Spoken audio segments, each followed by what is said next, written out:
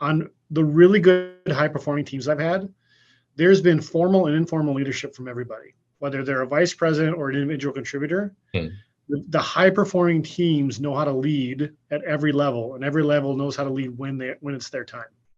Yep. And so that sense of empowerment doesn't mean that, well, you now hit this band level in your company, you get the training.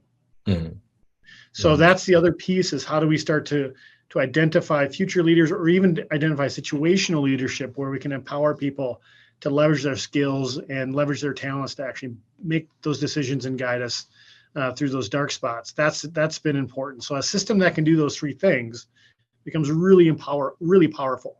Everyone's clear what they're doing. We're receiving information and getting smarter about the decisions we're making. And the team is actually optimized and empowered together to help make those decisions as you move forward. That's how how those really successful projects sort of lead by getting everyone involved. Yeah.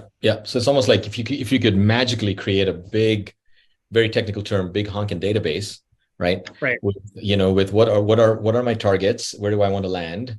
And then now that I want to go there, what kind of, what is my current capacity, capability in my leadership team to do it across not exclusive, but inclusive, right? So including all decision makers on the bench. What's my capacity, capability? Let me evaluate my current state. And then if there are gaps that I know exist in or hinder me to get to my destination, then let's kind of provide, support interventions to close those gaps. And then you just don't take it on faith. You build your thrust vectoring system to give yourself, not thrust vectoring, sorry. You give yourself the feedback system to provide the data on whether we're closing the gaps or not. And if you are not closing the gaps, then you give yourself the thrust vectoring system to course correct or adjust to get on track again, right? So that's so that's the, in a notion, I think what you've done there, Harold, is you've described what Rejuvi refers to as modern leadership.